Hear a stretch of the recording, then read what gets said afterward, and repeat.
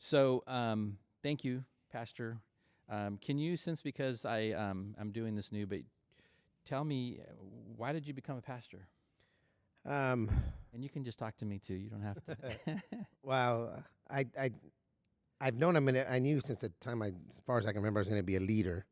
I didn't know if I was going to be a pastor, but I had a vision when I was 12 years old of a visitation to heaven, and God there in that dream told me to be a pastor. And I was 12 years old and already playing on the worship team in a small little Pentecostal Hispanic church, and God spoke to my heart, and the dream was so real that when I woke up, I went to the bathroom to throw up because I get motion sickness.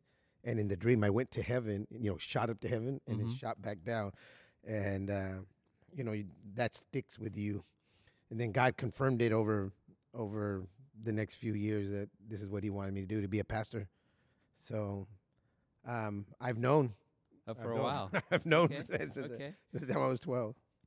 So my agenda here today, which I haven't really told you even before this, so you don't even know, is I'm actively looking for a church. And but I know a little bit about what churches are on the inside, but this video and the reason why I'm doing this is for the people outside of the church, the lost, the broken, the sick, the divorced, and the widows, people that Jesus might actually hang out with right now.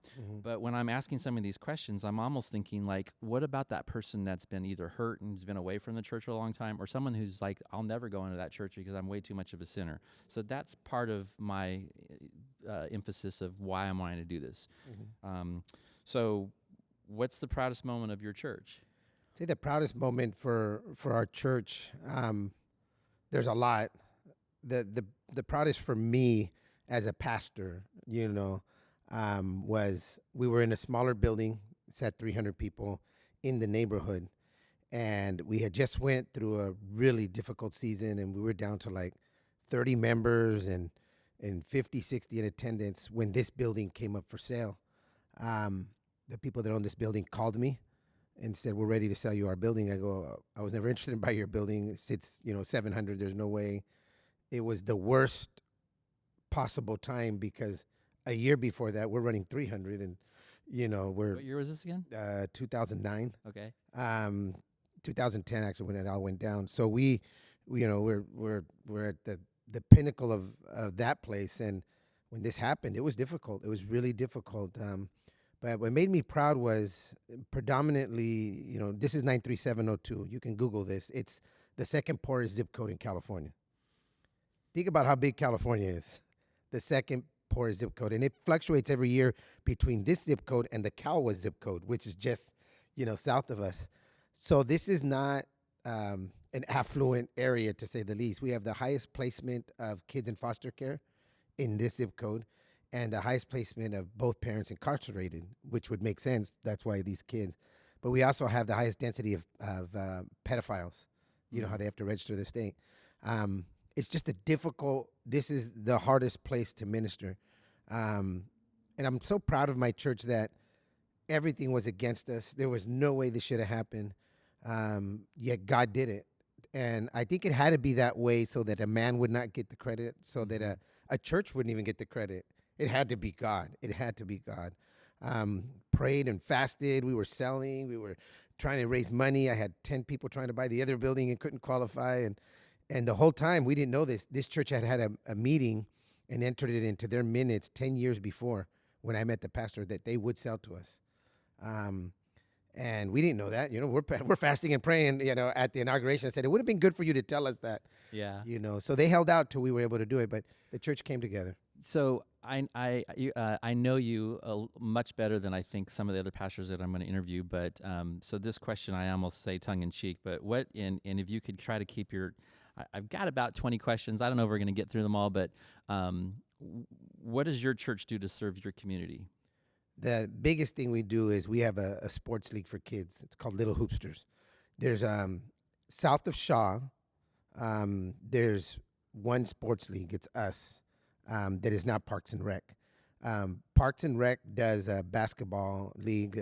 That's what we do is basketball league. They have a basketball league that is a clinic. They only have clinics like 8 Saturdays. While we do 2 games, we do 8 games and 2 playoff games and then a championship game. We actually have games. We give them uniforms. We've been doing it since 2011. What are the ages? 7, 8, and 9 is one division, and then 10, 11, 12. It takes the entire church to put that together, but we offer it at a cost of $25 per kid. Now, if you're an inner city mom in an urban area and you have 3 kids, $25 each it's a lot of money. And I'm just so proud of my church because it takes 16 coaches. It takes 2 referees, concessions, scorekeepers, everybody, youth, everybody's involved. The kids play, the youth help and volunteer and sell, and the men run it, and the women's ministry or the women's group here does the concessions, and we do a phenomenal job, and we love it. I think that's the biggest thing we provide for the community, and we have people that actually walk to our church. That's Sunday. awesome. That's awesome. Would it be outrageous for you to think that this video stream or social content and again, here, this is what my heart's is that it would put a new perspective for the people that don't know about your church or how you can serve them.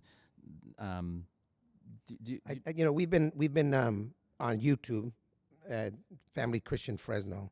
Before it was Christian Temple 559, but we've been on it since 2002. And when COVID happened, we went live stream, which was really difficult for us because we weren't able to edit or just going live. And before it was just a sermon. Now it was worship and everything. We've had more people visit us in these last 2 years than we probably did in the last 18 years or 20 years, because they get to see you first to see if they're even interested in coming. Yes. So whether a pastor wants to admit it or not, you're being visited every Sunday via live stream, via YouTube or Facebook, or a lot of people have their own provider. What does someone outside your church see? When we bought the building, it was gray, and we started painting it. Just started painting the building. We went with this off-white with the dark brown trim. People were stopping and telling us it looked like a prison.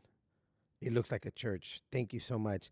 We went by street, both sides, both houses on each street, and invited people with a wedding invitation to come meet us and come to a dinner.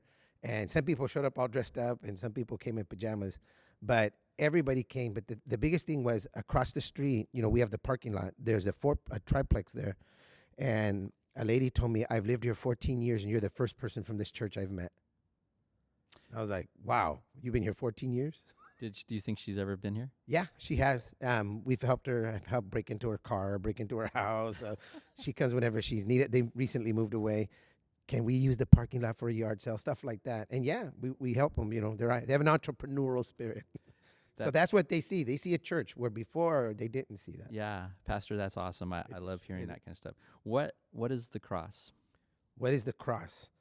You're asking my cross specifically, the one, or the whole cross as a general? I feel like the Holy Spirit gave me this question for myself. So to me, I just feel like I want you to answer it in whatever. I think the cross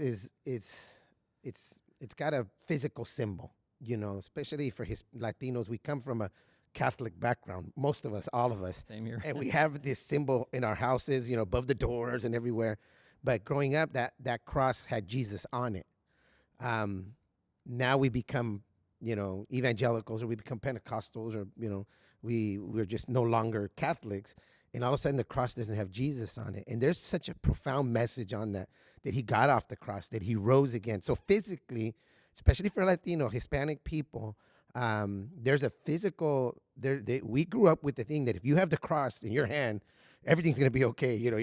And there was a sense of security and peace of it. Well, I think in the spiritual, there should be that same sense of, I'm covered in the cross. There should be a spiritual significance that kind of mirrors that physical one, that the cross makes it right. The cross has, transformed me. Who judges? Now, this one's like inside church question, I guess. Yeah. I'm already feeling like, who judges our fruit? Who judges our fruit? Everybody who's around us. Every single person who sees you on a daily basis. the lady at the register, you're either Oh, nice so to or not you're just not. everybody in your church. Oh, I think everywhere you go. Because I'm a pastor, I'm more aware of this because people ask me, I don't know why, people ask me, what do you do? And I go, I'm a pastor. Just yesterday, I'm at a restaurant at lunch, and the lady is having a problem with the ATM. Country Fair, everybody knows it's the best Mexican restaurant in town. They were just on ABC 30, just down the street. And the lady, they don't take a credit card. You have to pay with Cash. cash. You know of Country Fair then? I don't, but I'm wondering now which one it is. It's So. just right down the street. Well, anyway, the lady couldn't make this ATM work. I got up and I helped her. And she was pushing the touch screen, and it had buttons on the side. She goes, "You're so nice. What do you do?" I go, "I'm a pastor." You know, my fruits were judged at that moment by Yes. everybody around who Yes. saw what I was doing. Outside the church. Because she was asking for help, and I felt like, that's personal. Personal's code. Her ID. I helped her, and everybody around there heard, "I'm a pastor." Yeah. It was Yeah. awesome. But people see that.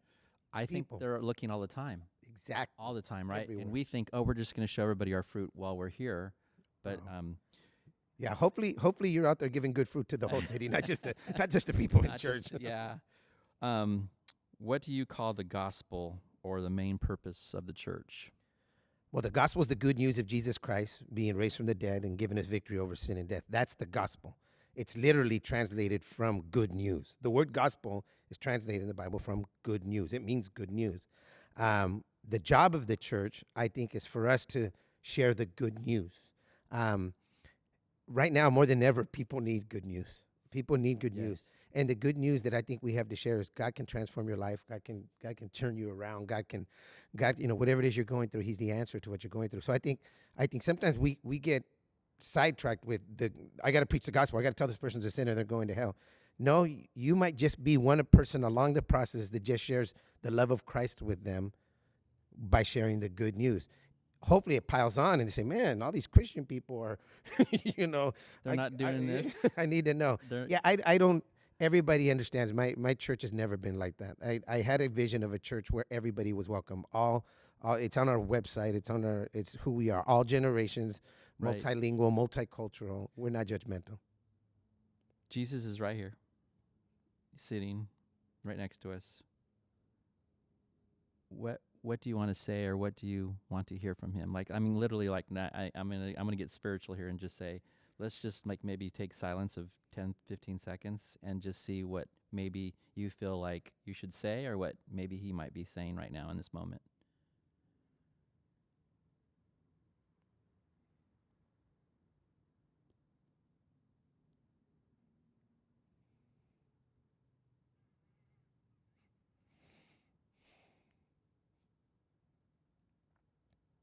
Whenever you're ready to speak. I feel that, you saying this, for me, I carry an all day dialogue with the Lord. I just told 20 pastors yesterday. Your most important relationship is your one with Christ, then your spouse, then your small group accountability group, then this pastor's prayer meeting. So I carry an all day dialogue. For you to say Jesus is right here, right now, I've been talking to him all morning. I was in here earlier this morning talking to him. And I think that's the only reason why I'm here with you too. I don't think you'd let me if you didn't. Honestly, there's so many times I think where people will just say no, uh and Pastor, you didn't say no. oh, I see that, Jesus, what Jesus was telling me today, what Jesus has been telling me this year, what Jesus, has been. And for me, there's just this time of renewal. I feel refreshing. It's been hard. I lead 300 pastors in this city. And it's been hard for pastors, for churches, and for believers. And I remind pastors all the time, you're not the only one going through a tough time right now. A lot of people are, especially parents, people with children. And so I feel Jesus is telling us about there's times of refreshing, times just refresh, be in my presence. That's what I feel Jesus saying to me. Now you ask, what am I saying to Jesus? I tell him off all the time. I'm telling him, why is this happening? Why is that happening? And you're not supposed to question God, but I just want an explanation. Why is this going on right now? I just had that question, and Jeremiah 12 came right to me, where he said, you're having problems running with men. What happens when you're gonna run with horses? Horses. Right. So I always feel like he's calling us to a higher purpose. Oh, definitely. Yeah. Definitely. I'm gonna check my camera time because I'm gonna get a little clock here. But my next question as I walk is explain family to me. Family, the church. I have a really good explanation. this Sunday was New Year's Day, and I told my wife and then my leaders that I wanted to do pajamas and pancakes for Sunday morning worship, and it went over like a big thud. They were like, "What?" And I Pajamas said, and pancakes. "Pajamas and pancakes." I said, "Yeah." And they go, "Where are you gonna do it?" Because somebody uses our gym in the mornings. I said, "We're gonna do it in the foyer. We're gonna cook them outside. We're gonna do them in the foyer. I'll do it. I'll bring my grill. I'll cook the pancakes." The men's ministry quickly took that out of my hands. But this Sunday, I stood up before my church and I said, "I don't wear pajamas in front of anyone except my family." I go, "It's a good thing you're my family." It's disarming. And we had a lot of people here for because I had all my friends complaining there was nobody in church.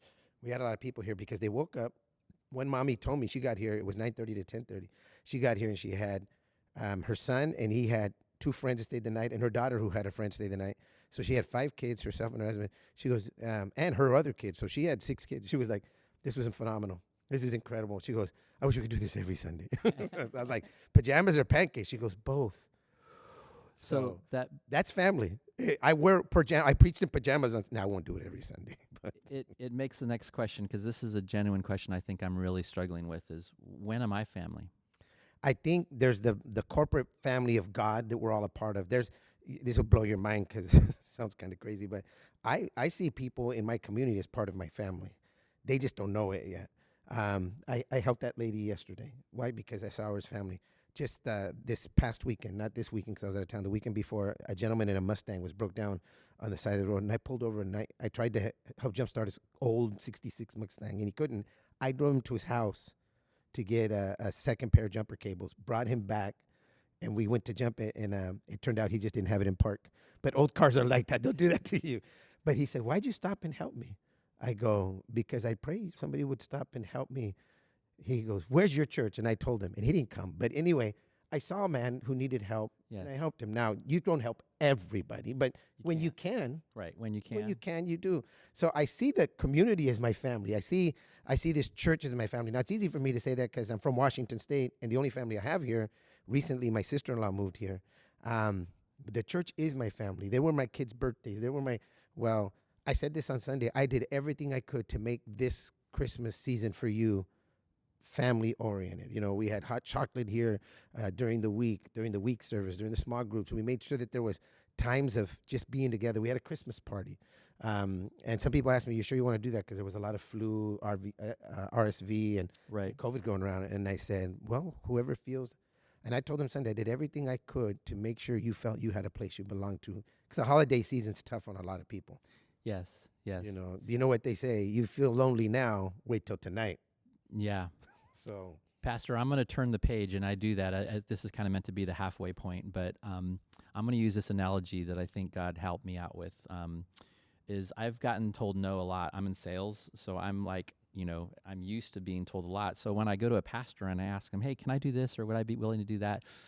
Sometimes I'll get a no, especially when we talked about what I did in 2018. And so, but I feel like I love playing ping pong.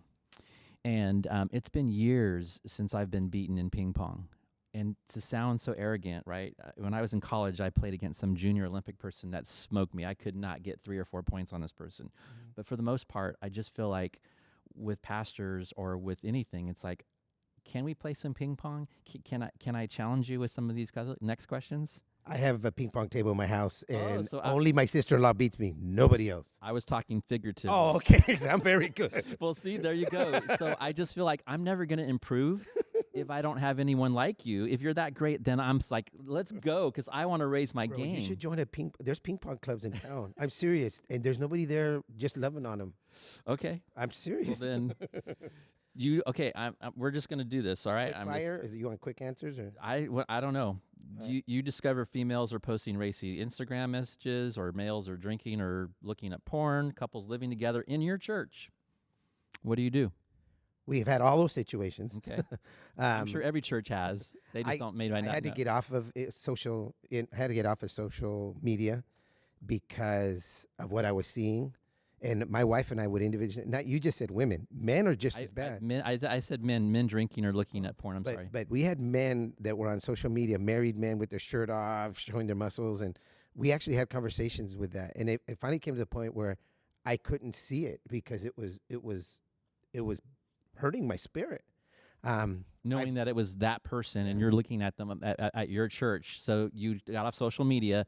And I don't see it anymore. I don't see if it's happening, but I do try to bring it up every once in a while. Make sure that your testimony is on social media what it is in In life. person. As far as the pornography, I caught a man watching pornography on the church computer in the sanctuary. But what do you do?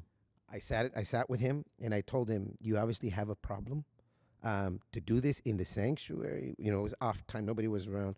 I go, we need to work on this." And for 3 months, he sat and he met with a counselor and then he came right back into ministry. Um, some people would have removed him and said, "You're never going to do this again." I sat with him and got him help. Pastor, honestly, I love that because I feel like at what point, right? When am I excluded, Mhm. right? So I sin. Maybe I slept with somebody. Maybe I got drunk and belligerent on New Year's Eve, but I still come to Jesus. Or let's just say I come to your building, Mhm. right? So I guess that's kind of, I did. We do communion the first Sunday, and we just did it 2 days ago. And I said this, and I'll say this periodically: this is not my communion. This is the Lord's communion. I grew up in a church where the pastor would stand there and say, "You can't take communion. You can't take communion. You can't take communion." And people would sit in the audience and say, "I can't believe they're taking communion." I said, Jesus offered communion to 12 people that he knew were going to fail him. Everybody was concentrating, said Judas betrayed him. They all did. yes, they all ran. They all scattered, ran. right? And They all one of scattered. them even said 3 times, "I don't know who he is." He still handed them the communion. Yes. And I go, "And I don't know what you did last night. I don't know who you were out partying and how late you were out. But I know this: Jesus is offering you his blood and his body today. And what you do with that is totally up to you. Yeah. I'm going to love you either way. And so is he." And everybody gets up and takes communion. I think church at some point the church believed that communion was theirs to, especially the church we grew up in. It was, "You're not saved if you don't do this, and if you're not right, we're not going to let you do this." It's his. It's Christ's communion, and he would offer it to all of you. That's how I see that. Now, if something as egregious as what happened in the sanctuary on the day off, Right. I have to help that brother. I don't have to discipline that brother. I don't believe in discipline. I believe in restoration. I had to help him get help, and his wife walked alongside with him through all that. How many? I mean, honestly, when you say discipline, right? I feel like as a parent, my kids are 18 and 21. Is like you do want to discipline them, you do want to punish them, but in church, it's like, do we change how that looks? Because again, obviously, there needs to be a change. We want them to repent, but again, are we responsible for them repenting, or are we responsible for loving them back? I never use the word punishment with kids. I've done that recently I with my use the own word kids. discipline. Discipline. Because God doesn't punish us; He disciplines us. And me having the brother sit down for 3 months, I called it restoration. I said, "You're being restored," but he was sitting down for 3 months, not doing anything. I had a major leader in my church have an affair with another major leader in the church, and I sat them down for a year, but the church paid for their counseling, knowing full well one of them had to leave the church. The counselor said one of them, and the lady ended up leaving the church. The gentleman came back into ministry and lasted another year before he said, "I just can't be here." But it wasn't because of us. It's because of him. Yeah. He could have stayed. We loved him. We walked with him through the process. Somebody would say, "Well, you disciplined him for a year." I wouldn't say I disciplined him. I'd say I helped him get restored. How we treat that is how you're planting seeds of how God is going to come at you, because we're all going to fail at some point, or we do fail. Right.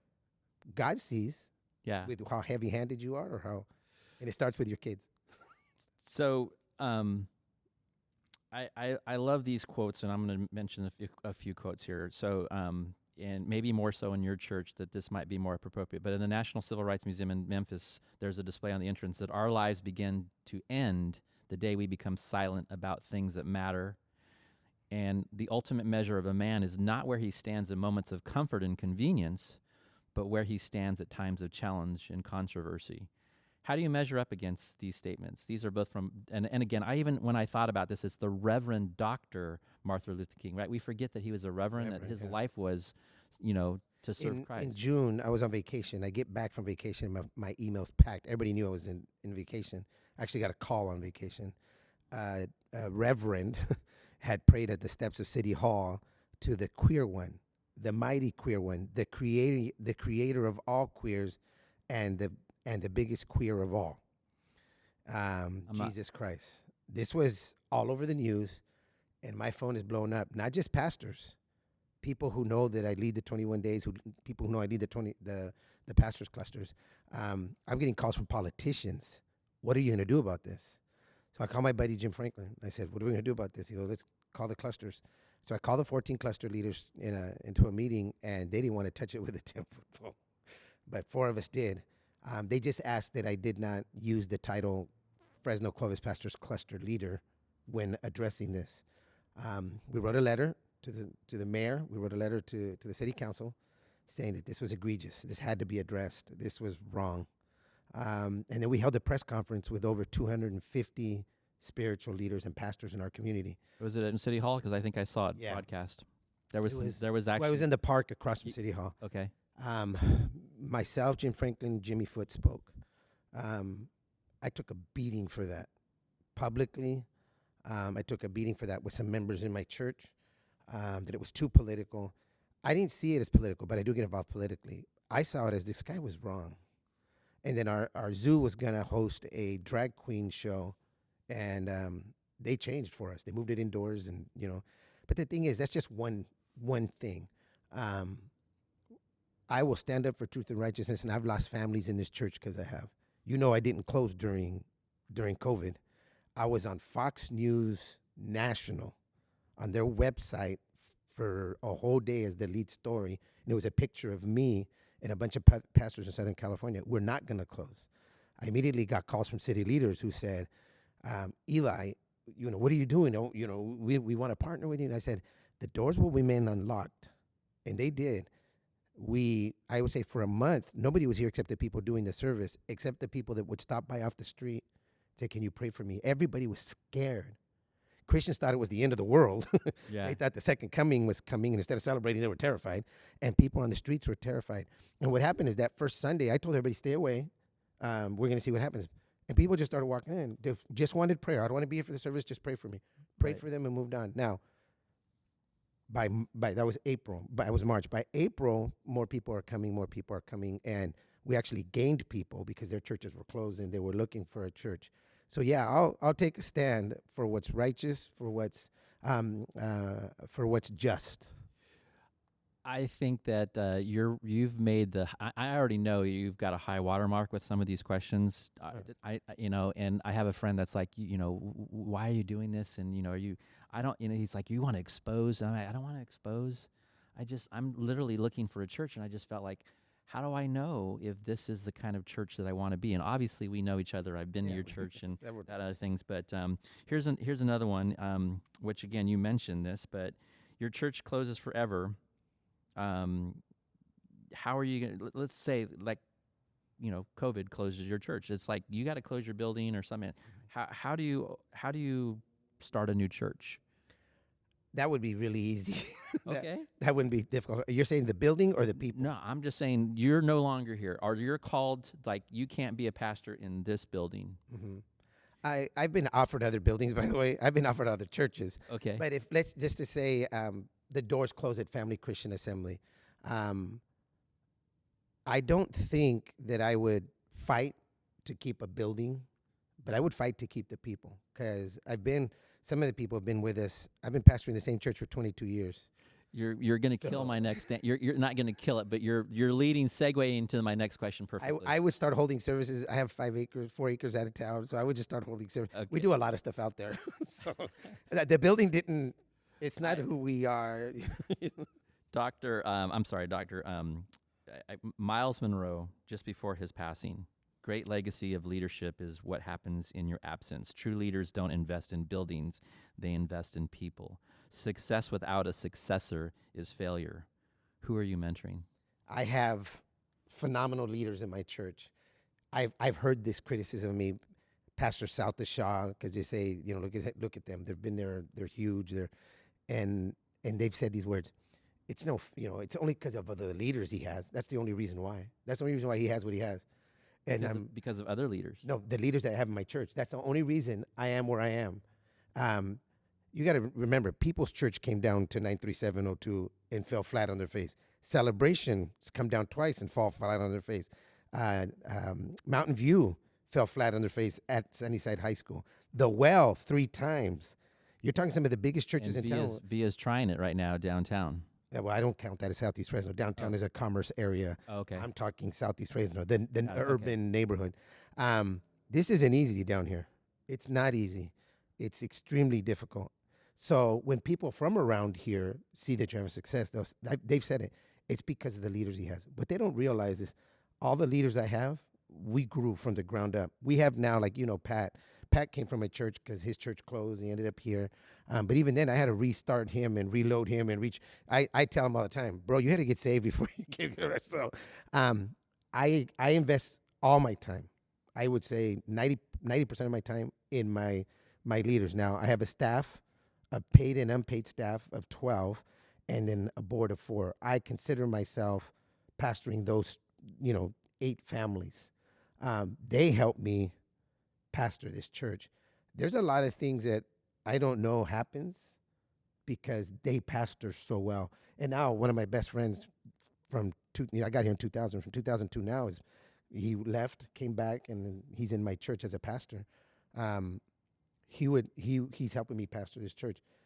I look at the people around me, when as good as they are. And this happened in the other church. I was in the basement, and I was so frustrated because I told you I argue with God a lot. I don't know what you're like, but I'll be reading a book. I take out my pen, and I argue on the pages of the book. I'm writing down where I disagree.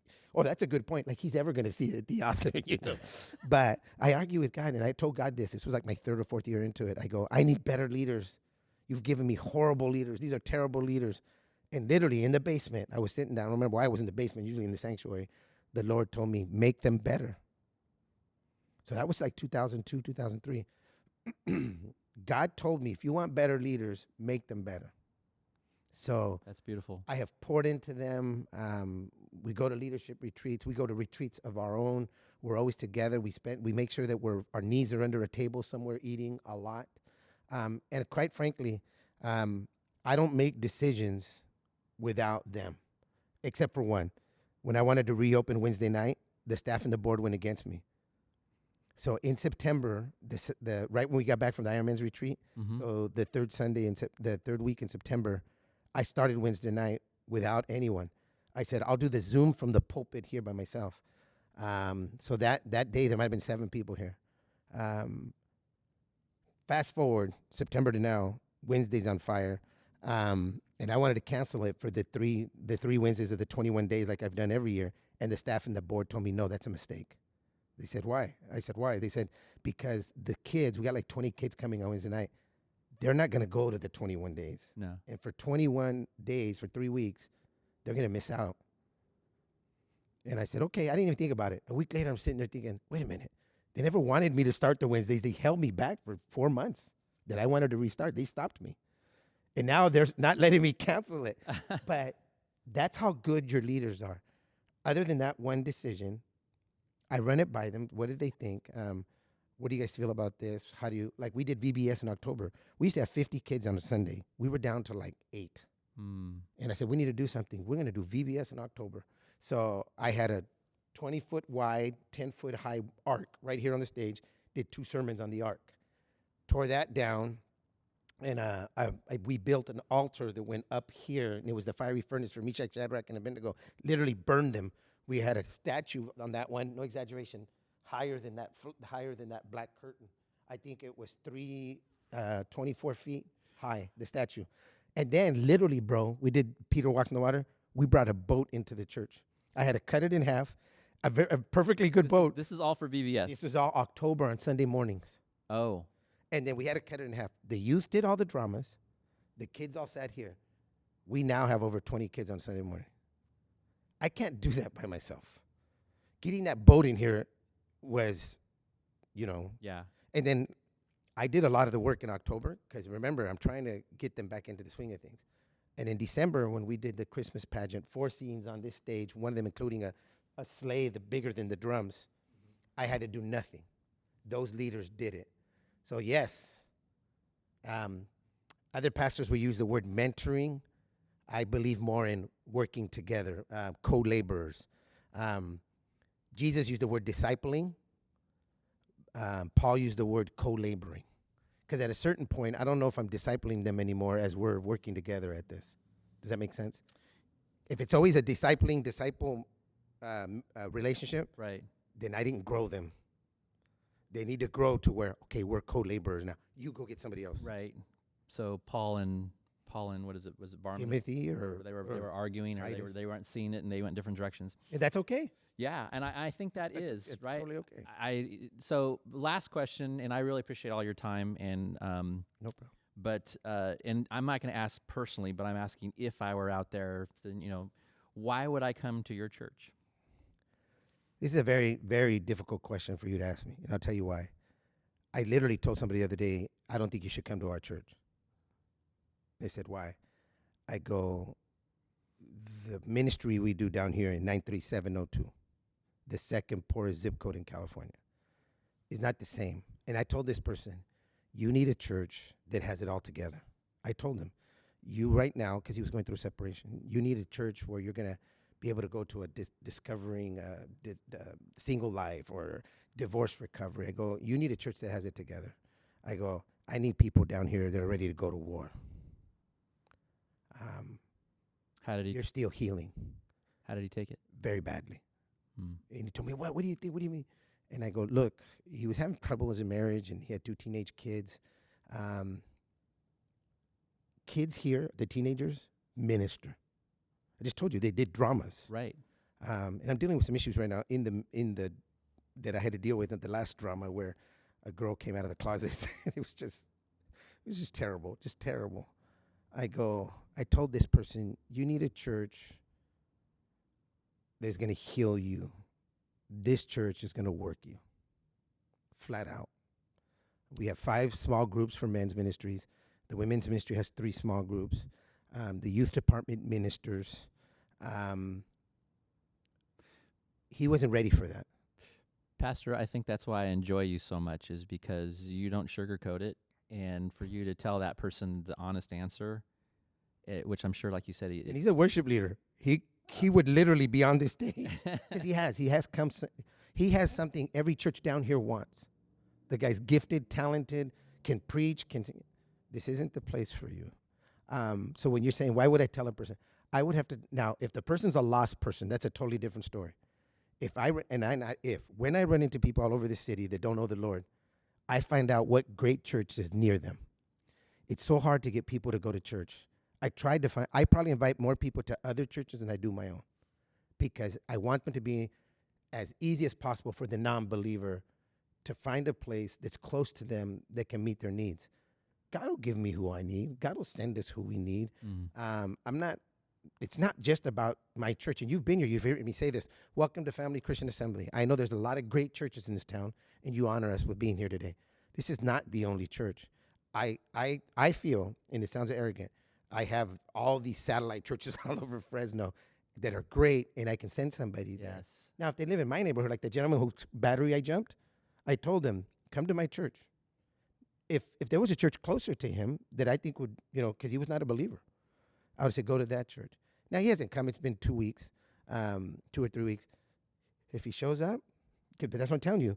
If you got to make it as easy as you can for the non-believer. Now, for the believer, it's a totally different story. And I would tell you, you say, I'm looking for a church. You just threw that on me to start this interview.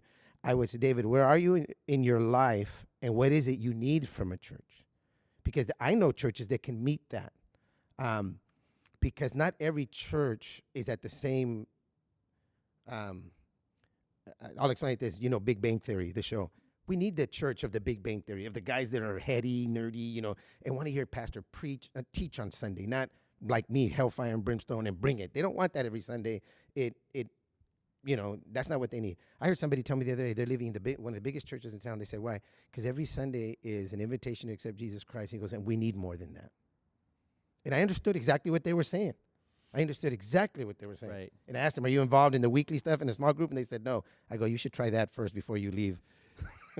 So you're bringing something, this isn't necessarily a question, but I think it is totally in line, and why I even have it on my list of things here. Jordan Peterson, I know, smart guy, but here's something that I really took away. The church is asking way too little, not way too much. to make it easy to a believer is completely counterproductive. Mm-hmm. And I've heard a pastor that I strongly, it's like, it shouldn't be hard. And I'm thinking, dying to my flesh every day and living for others and loving people that I'll even say God had to take, well, like that person's unlovable. And just for me to even say that, right? Like, who's telling you that he's unlovable? Maybe he is, and I'm challenging.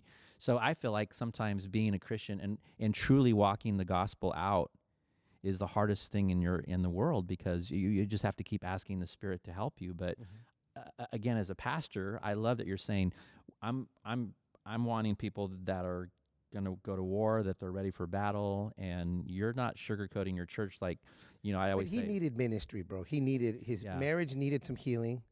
His 2 sons were going through some issues. The question I think every individual, you got to look at it when talking about believers, an individual level. Non-believers, find them the closest, best church. Because I don't have Celebrate Recovery right now. And if a person comes and they're a believer and they need Celebrate Recovery, it would be selfish for me to say, come to my church, when I know right by you there's a church that has a great Celebrate Recovery ministry. You don't know, I've lost some big, huge donors and givers because I recommended churches to them that were closer to them. And every once in a while, they'll come to our church and say, hey, I want to tell you, we're in the right place, the right time. That happens. Yeah. And I look at 93702, bro. 93702. We just paid $36,000 for these chairs. Cash. Look at them. 300 chairs. God's never failed me. We're in the middle of a remodeling process. Paint is the next thing. We can't pull the carpet until we put up the paint, God will make a way. Yeah. Pastor, thank you so much for your time. I really appreciate it. And Thank you. Thank you, guys. Thank you. All right.